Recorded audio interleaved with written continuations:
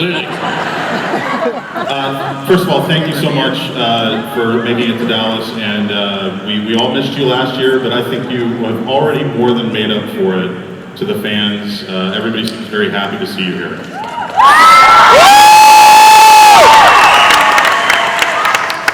So last year I had, I think, 4 eye infections. And the doctor said, it's probably just the same infection, you're just not kicking it. I canceled this event. Oh my God, this sounds so weird. I canceled this event, and I said on Twitter, hey guys, so sorry, I can't. I got this eye infection thing. Somebody, I was in Seattle doing a tour, promotion tour for Much Ado About Nothing. Somebody in Seattle, I was watching one of the morning shows I was on, took a photo of the screen where I have, my one eye was almost swollen shut. The response is, no sweat, man, go take care of that. It was gross. My eye looked like lips. But I'm back!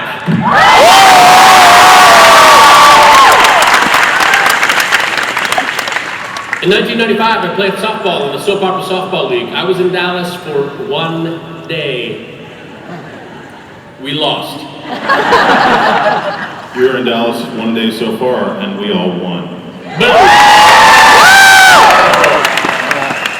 I want to start off by saying first and foremost, because I know it is a big deal to you, congratulations on 6 wonderful seasons. Thank you.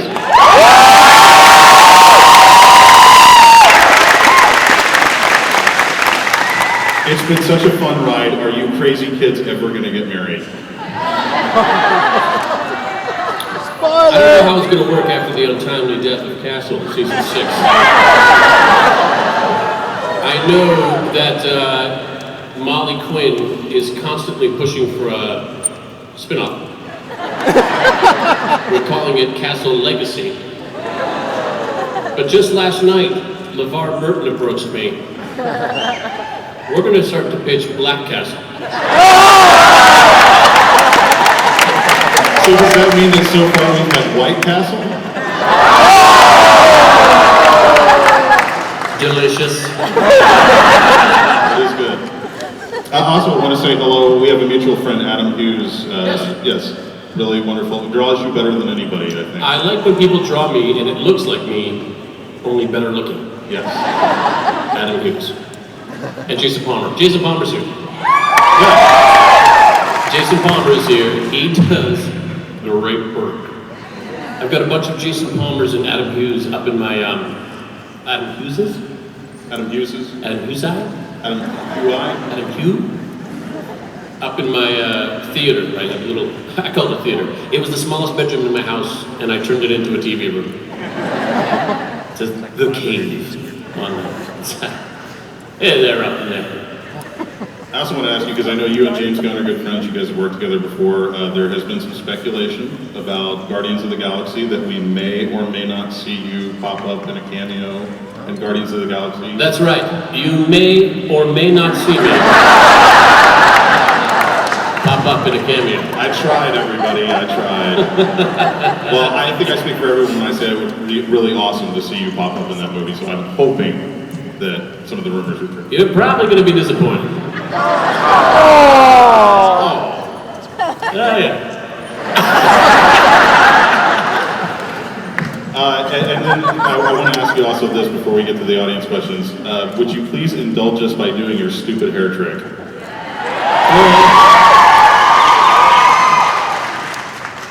I did David Letterman recently. My 4th time on the show. The 3rd time he's asked me to do this trick.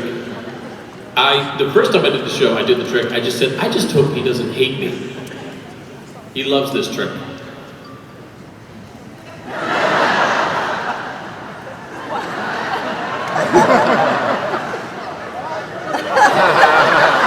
So there you go.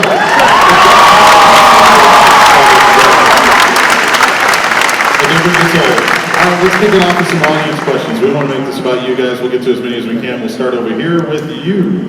Hi, Nathan. Hi. Remember that time in Dallas? I do. Oh my God. Oh. Oh, yeah. Yeah. Anybody here have a mallet gun? You ever see that? Yeah. In the front of it, where the barrel comes out, there's two little bolts on the bottom. They're not very strong. So if you were to like kind of put the gun down kind of hard to sign it, Yeah. it might break off. Yeah. So I think I'm the only person that says Captain Mao broke my gun. Yeah. But my question for you is this. I heard Josh say one time that for Firefly to come back, people had to stop watching Castle. Good luck, Josh. Good luck. We saw you all in this fiery crash. So you're thinking Firefly.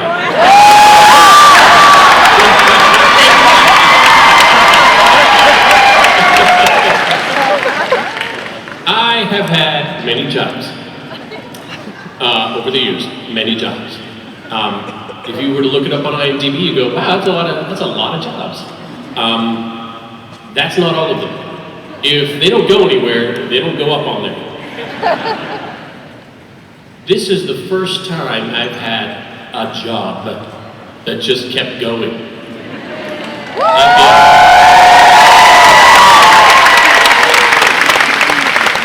It's wrought with challenges, not the least of which the hours, but from that sacrifice comes a lot of joy, and I see it in places like this. When I come here and I see you guys, and you're like, I didn't like that cliffhanger.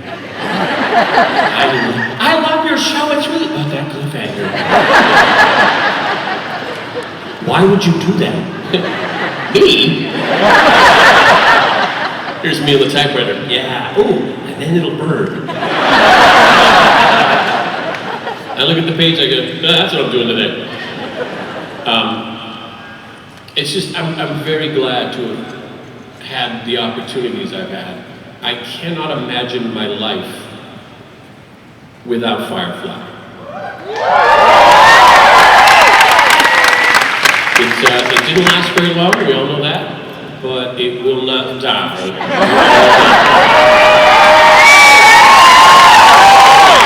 Thank God.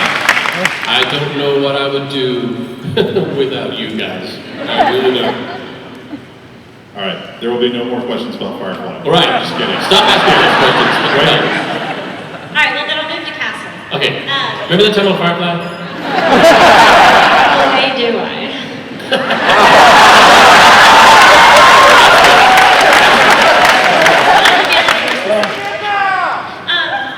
Back to Castle.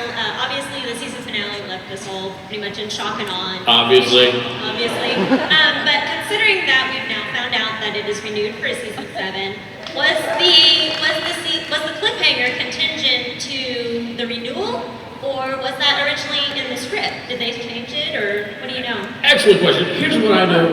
We were, our show was a mid-season replacement kind of a style show. I think our first season was 10 episodes. Does anybody know the answer to that question? Is it about 10? Sounds like 10. We had 11. We were cut down to 9. But put back up to 10. Like, it was all over the place. They were taking episodes away, they were giving them back, they were taking them away, they were giving them back. They took episodes away from another show and gave them to us. The money that would have gone to make a couple more episodes of, one more episode of Ugly Betty came to us, and we got one more. It was the recession. It was not a pretty time. Things were pretty stressful. So to have a job at that point was really great. Ever since that time, where it was kind of like, what's going to happen? We filmed the entire show and then took a kick back and just said, okay, well, let's wait, let's see what happens. We had some time to sit back and wait and watch, and then we got picked up, and then we were back for a full season. Not only a full season, we had to do 24 episodes. 22 episodes as usual, we did 24. Since then, we've been doing 23s. It's still grueling. Every year, our ratings go up.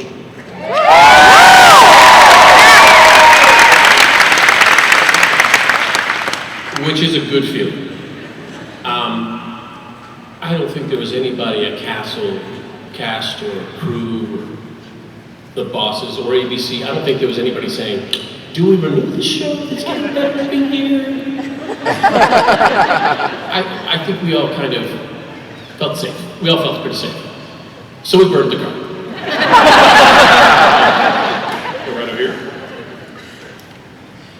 Your pop-up in Sea of Monsters, you said that Hercules, or whatever it was the best show on television, but Yes. it was canceled too early, Yes. like Firefly, of course. Well, I didn't say that exactly, but yeah. It was intended. Thanks. You got it.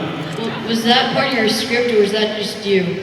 Dave actually wrote it a joke, like it was like this Hercules Bust Heads was like my best show on television, so like Firefly got canceled. Like they put their finger right on it. And I said, how about if we just kind of dance around it a little bit more? And I just did that kind of dejected, best show on TV. So of course, canceled. And then I'm back, but just for that one moment, you gotta feel it, you know what I mean? Feel it. Ready, everybody? Feel it with me. Right over here. Okay, Captain Reynolds has so many epic one-liners that we all love, and I wanted to know if you had a favorite. Yeah.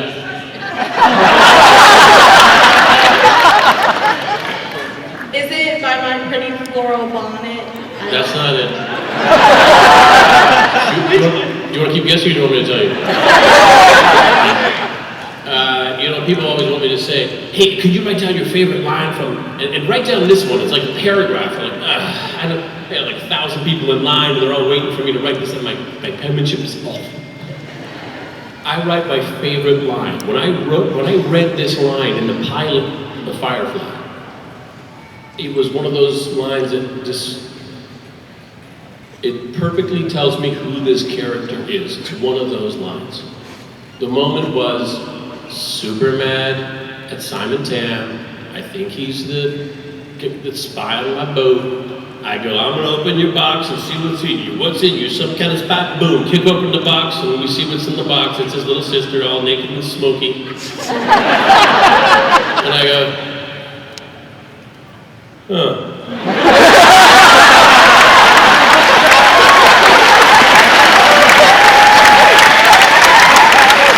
It's short of the right thing, too. And it's short of a right now. It's such a defining moment, and what kills me about that line is Joss had me to say, he said, before you say it, let it breathe a second. I want to wonder what you're going to say. Huh. Love it. Right over here. Okay, so today is my mom and dad's 6-year anniversary. Excellent. Like, all my mom could talk about was your ass.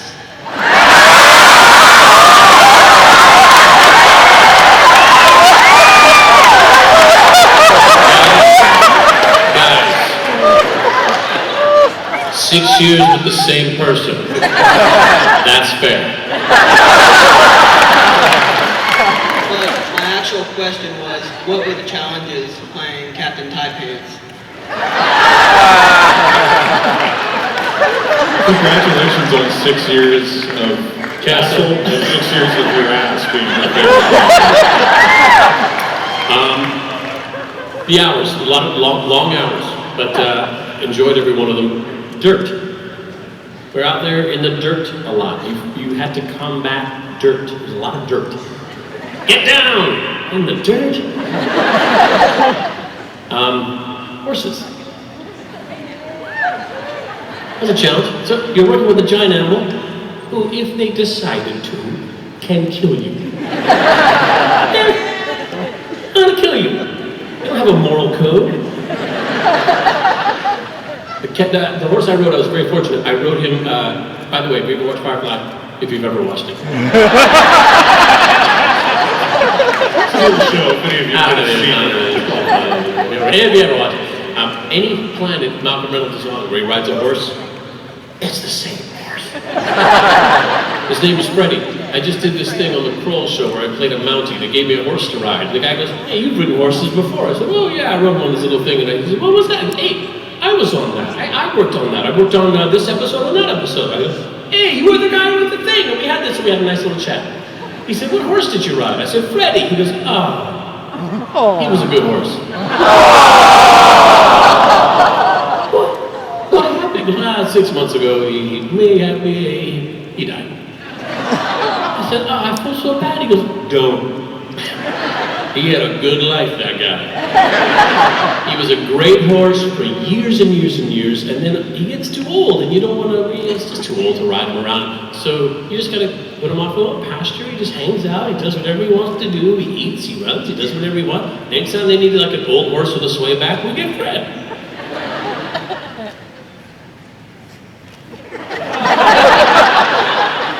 End of story. Right over here. Hello. At first, I just want to tell you that you're an amazing actor. You make every character come to life. And then... That's right. And second off, I have so many favorite scenes from you. And I want to know, what was your favorite scene to do everything that you've been in? Out of everything I've ever been in? Yes. I'm partial to The Wrong Private Ryan myself. That was incredibly stressful, but very rewarding.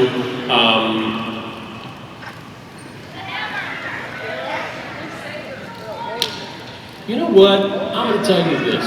The last scene I filmed on Serenity was the stuff at in Mr. Universe's his TV room. Thank you, Blair. That sounds good. The rumpus room. Well, with all the TVs, they're all busted up, and I look at him and I go, oh, and I hear the message from the love doll. I go, oh my God, okay, I gotta go. Take off, right? That was the last thing I did. That was the last thing I filmed. It's like, ladies and gentlemen, Nathan Fillion is wrapped. And everybody stood there and was like this. And I'd never seen that before, where they clap when you're done. I didn't have that, it was brand new to me. Thank you.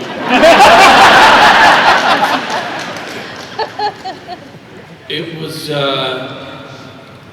really neat, and I was able to talk to all those people and just say, and I just kind of had to say something, or I'll look at me for a second. So I said something. It was something, I don't know what I said. It was something to the tune of, this was an unfinished part of my life, something that was taken from me, and I was able to get it back.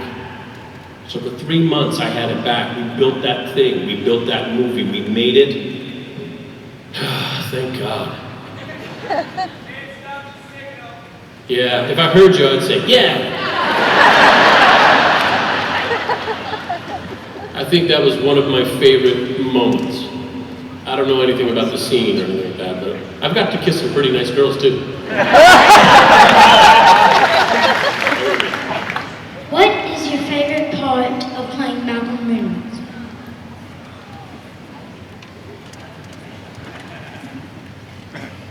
What I like about Malcolm Reynolds is that he will fight you.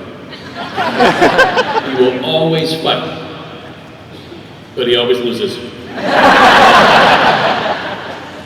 So when he gets a little tiny victory, it doesn't matter. He's naked in the desert by himself. But did the plan work? Yeah. Then it's a win. I love that. I take my life like that.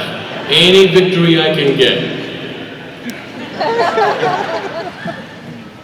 Right over here. Captain, As you were. if you have the opportunity to write your own epitaph, what would you like for it to say?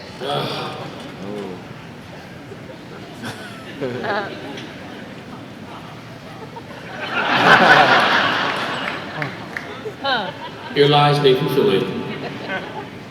We should have listened.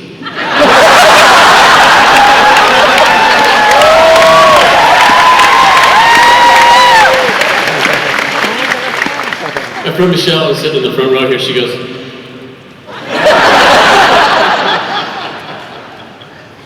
I think sometimes Michelle hates that I'm famous. She's like, "Ah, this is going to your head." Yeah, it does. For a weekend at a time, I'm a rock star, let me have it. Just to let her know what it feels like to be super awesome and everybody loving you. I'm gonna have her stand up and you guys pretend like she's me for a second, okay? Ladies and gentlemen, Michelle Chapman.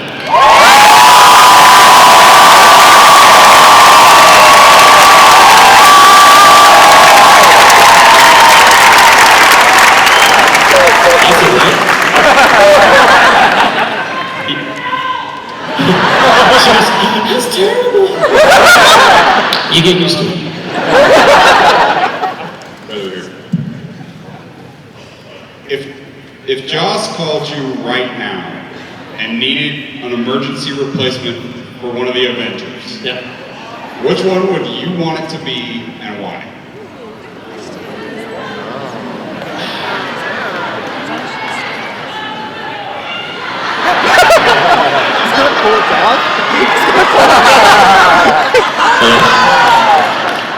Hey, buddy. No, I'm not. I'm free. What happened? Oh man, is he okay? Uh-huh. Uh-huh. Yeah.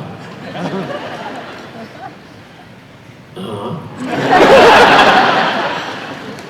Well, it was what you can. Uh-huh.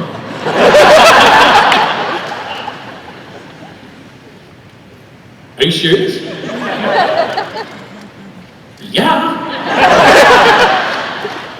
Well, yeah, what the hell? All you gotta do is like, what, 1 or 2 scenes, and then you just put the guy in the bubble head, right? And he just kind of looks around in the bubble head, and then you do like a CGI armor, right? I'm in! Yeah, apparently, like Iron Man's like the easiest one to do because he just sticks his head stuck in a bubble and moves around a little bit, and then the CGI Iron Man. Or like he's another dude. Well, he's having a nice tea. So not Black Widow. Hi, is there anything you can tell us or like give us a sneak peek of what's going to happen in Dr. Horrible 2 or when it's filming?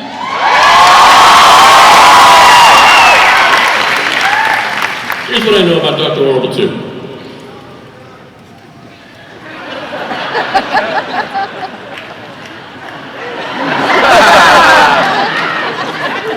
Here's what I actually know about Dr. Horrible 2. I know the title.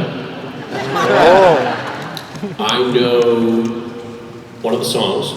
I know the title of one of the songs. I know one of the new characters. And the gist of the storyline of the beginning of it. I also know Joss is pretty busy. He can't remember what he's doing. Something, it's probably gonna be good. And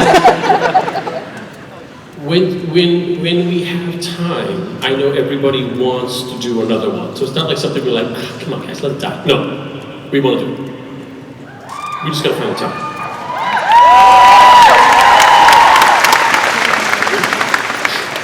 Does anybody have a tissue? Tissue? Phoenix? Tissue? Tissue? Baby wipe? No, I don't need that. I just want a tissue. Tissue? Okay, we got some tissues coming. Tissue? Go right here. Yeah. Tissues. Oh, there we go. It's not a contest, but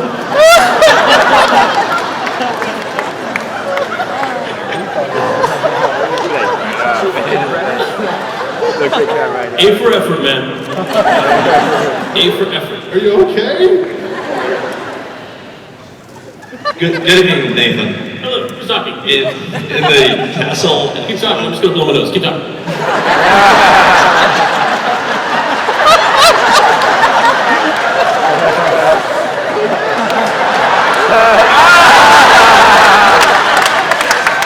Is there something on my face? in the Castle episode Vampire Weekend, you had fun dressing like this space cowboy. I do. Is there something from Firefly that you would still like to work into a future Castle episode? I'm sorry, did you just say flyer fly? I know, what a kick in the pants, right? Firefly fans, you can't say it. Firefly fans, fans. Firefly fans, Firefly fans, Firefly fans. Firefly. Anyway. Excellent question. Oh, what was the question? Would there be something from Firefly Firefly that you would like to see on the cast? Okay. I pitched an episode for Castle where there was a murder on the cast of a sci-fi TV show of the guy who played the captain. And I wanted the entire cast of Firefly to come and be the rest of the cast of the sci-fi.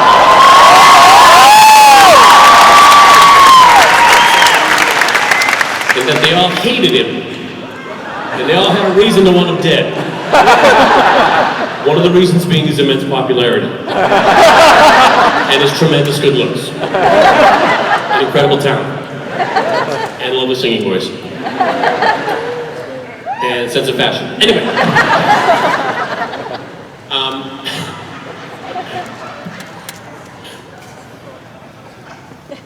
Michelle's laughing because she knows I have fashion blindness. This looks good, right?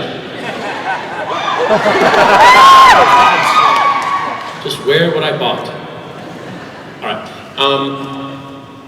From that pitch, we got the that Comic-Con episode.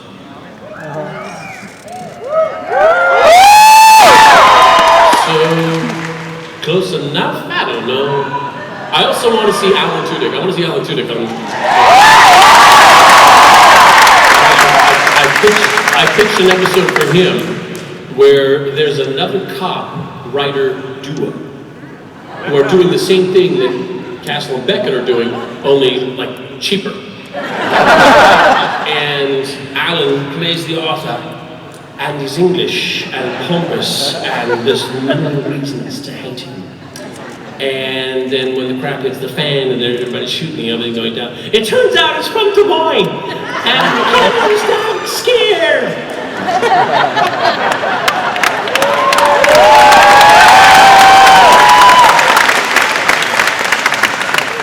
I would say the remainder of the cast I would like to see.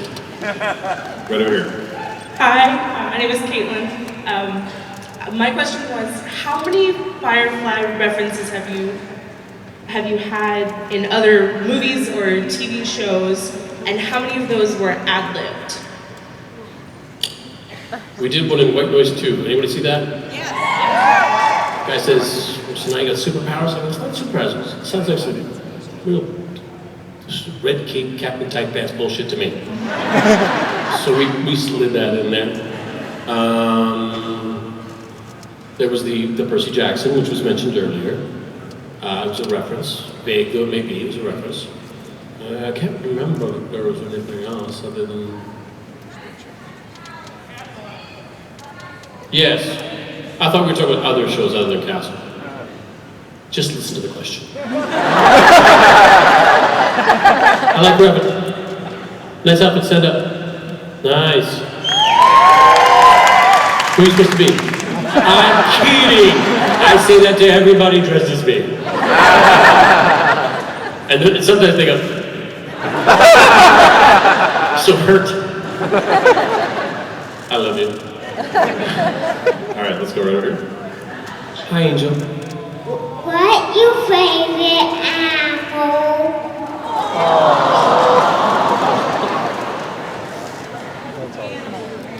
My favorite animal is a cat. Because dogs will like you just like that. They don't care. They just like everybody. But a cat, if a cat likes you, you gotta do something pretty special. Cats don't like anybody. Thank you, Angel. Right here. Thank you. You're welcome. I get top like Top that. Cuter. Mr. Fillion. It just got creepy. I appreciate you trying. You really went for it. God bless you. Go big or go home. Yeah. Actually, I just found out just the other day I've been cast in my very first television pilot. And I was wondering if you had any actorly advice, and also if you could show me and all of the very nice people here the soap opera tape. You got it. All right. First of all, congratulations on conquering insurmountable odds to get hired. Second, you know how you get an audition and then you do well, you get a call back, and then you go see the producers, and then you go screen test. The stakes keep going up, and it gets really stressful. It's part of the test. Can you deal with the stress? Now that you have the job, the stress doesn't go away. The stakes are even higher now. It feels like, oh, everything's on your shoulders. Just remember, you're there because they want you there. You already have the job. Do your job. You are good enough to get the job. You're good enough to do your job. Don't get stressed about things that aren't in your control. Control what's in your control. Know your lines. Be pleasant. Do good work. And here are the 3 phases of the soap opera take. And they work for any scene. I learned this on a soap opera, taught to me by a very nice man named Michael Knight. Not the Knight Rider. Because they always say, but wait a minute, that woman you killed was your own sister. And then it's like a close-up on you that gets really slowly draws in as you're just sitting there. Oh no, my sister. Your emoting is like, it lasts forever. My friend taught me, he says, here's what you do. I always complain, it's too long, too long. He goes, here's what you need to do. 3 phases. First phase, oh my God, did I leave the stove on? Second phase,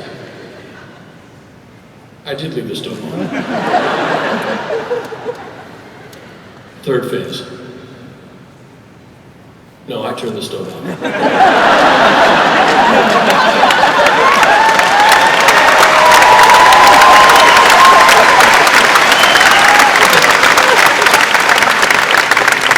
That's why he earns the big bucks. Okay, I'm gonna take it old school. I've only known you now for like, what, 45 minutes? 45. Right. So I was wondering what it was like playing Caleb in Buffy the Vampire Slayer. Because he was like the most evil human being ever, and you don't appear to be the most evil anyway. So what was that like? Joss Whedon is a wonderful man.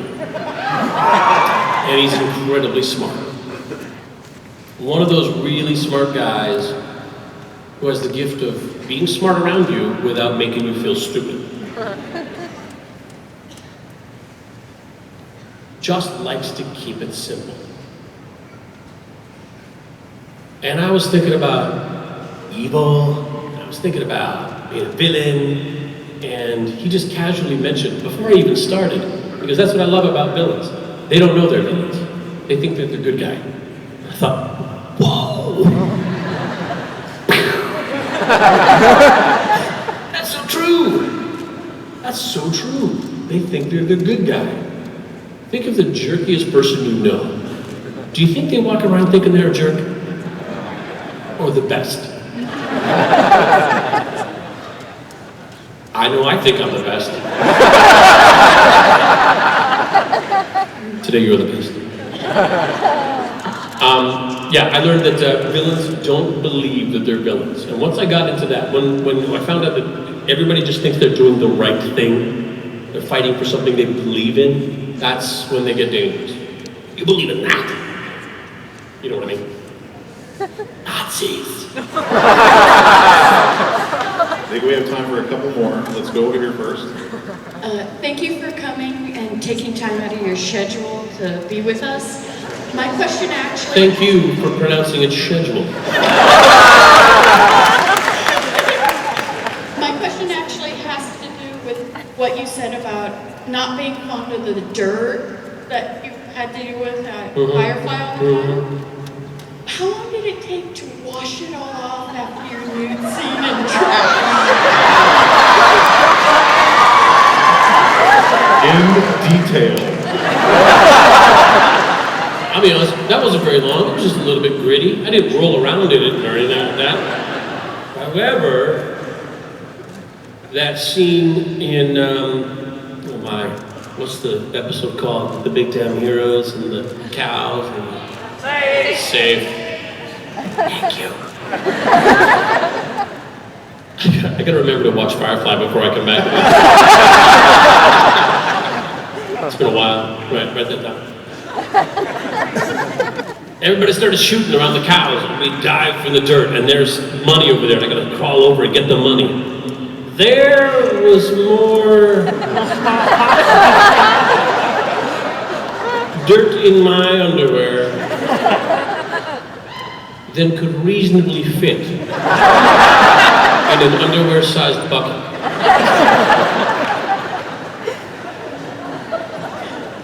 Comes off the body pretty quick. Try to get it out of the tub. Fair question.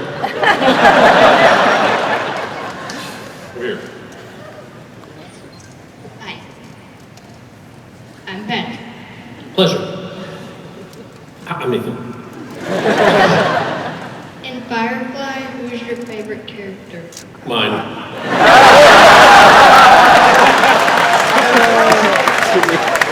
Is that wrong? Look, guys, I'm gonna be honest with you right now. I'm a shy guy. I'm pretty shy. I don't like going out in crowds. I don't like mixing crowds and alcohol. I get tense when there's people around me. I do. But I overcompensate by acting. I come over here and I put myself out there for a weekend at a time, and it's scary, a little bit scary. I'm shy. I'm a shy guy. I'm shy. I pretend to be vain and stupid, and it's a character I like to portray. It's not exactly myself, but it's fun. I like to poke fun at myself, and it's easy to laugh at me, right? See? So I pretend to be vain, and it's mock vanity, and I pretend to be stupid, which is not that hard. But when I say my favorite character on Firefly was Malcolm Reynolds, that's the absolute truth. I really like that character. There's a lot of great characters on Firefly. There's a lot of great ones that maybe you relate to, and maybe you are super fond of, and maybe they're your favorite because if there was going to be a Firefly party, you would dress up and you'd look exactly like River or Zoe or Jane, because you're huge. You're the biggest guy in the group, so you get to be Jane. So maybe that's your favorite. Malcolm Reynolds was my favorite guy. I really liked him. I really liked him.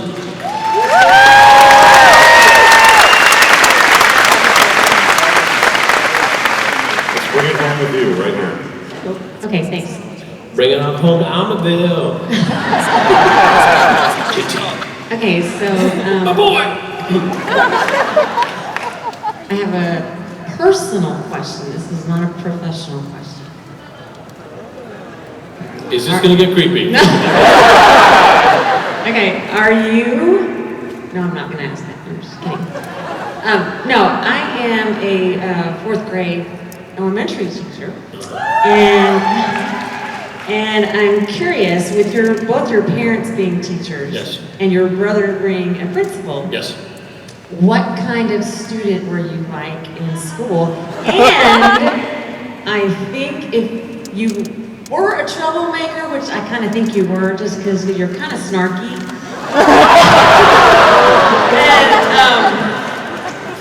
And I know that the audience would like to know several examples of you possibly getting into trouble. I was a very good kid. Like I Okay, told you, now don't lie. I'm not gonna lie. I'm shy. When I was in high school, here's a good example. When I was in high school, my mother was a teacher at my high school, and she was much loved. I was in 10th grade, the lowest, when my brother was in 12th grade, the highest at our school, and he was wildly popular. He was on the grad council, he played volleyball, he was good looking, still reasonable. He was in a rock band, he could play guitar, like wildly, he could sing. He was very, very popular. And he wasn't the big brother who said, quit hanging out with us, get out of here. He was the brother who said, hey man, Ricardo's having a party, so that's what you're doing on Friday night. I'd be going to these 12th grade parties. I became kind of accidentally popular. I also didn't like it when kids got picked on. That was a big thing for me. The underdog, the small guys. I didn't like that.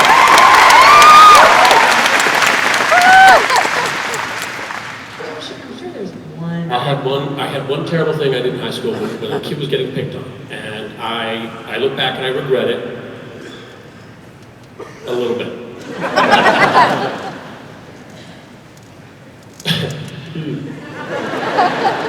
Five guys jumped on one kid, the smallest kid in our gym class, to give him what they call a nuclear wedgie. If you don't know what a nuclear wedgie is if you get your underwear pulled up in the back, that's a wedgie. If they pull off your underwear from the back, it's a nuclear wedgie. So your underwear is removed, not being very forgiving on the goods. Five guys from the football team on the smallest guy in our class. And the teacher's nowhere to be seen. And I see this going on, and I said, not on my watch. I'm coming over there. Because I was untouchable. My mom was a teacher, and my brother was in 12th grade, so no one would touch me. So I go up to these kids, and they got their backs to me, and I give the first kid a little tap on the goods, and with my leg, went, boop, give him a little, oh! He went over, took the next two guys, and gave them two wedges of their own, so they stopped. The last two guys were just in the perfect position for me to clap their heads together. The sound that came out of that.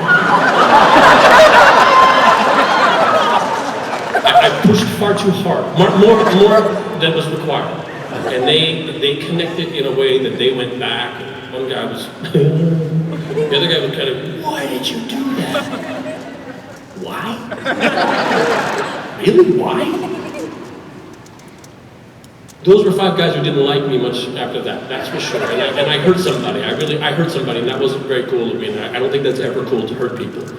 But I was a good kid. I was very good. My mom was a teacher at my school, what am I gonna do?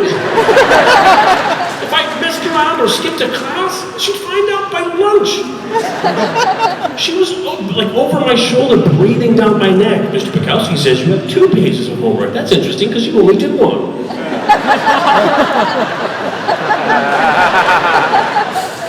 And I didn't have it in me. I didn't have it in me to be a bad kid. I wasn't a great student.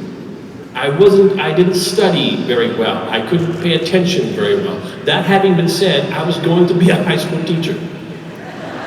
I was 3 months from graduating when I got my first job in a soap opera. Thank God for the high school kids in Edmonton that didn't get me as a teacher. I think it would have been lots of fun, you just wouldn't have learned anything. Now, do you think that acting kind of brought you out of your shell then? Absolutely. Absolutely. I was in 5th grade, and the class clown was a good friend of mine, got sick. So I stepped in. And I said, this is A, easy. B, awesome. Outstanding. I'm trying to stop saying awesome. Are you done? Done. Story over. We have to wrap this up. I hate it when I have to wrap up a panel that's this much fun, but I do want to ask one last question. Please. We posed a question on our Facebook page. Yes. That we asked the fans who would win in a battle between the two of you. And I want to know, who do you think would win between Malcolm Reynolds and Captain Kirk?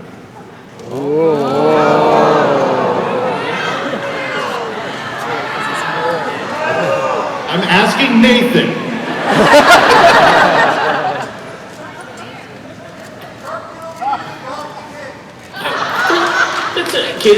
fair question.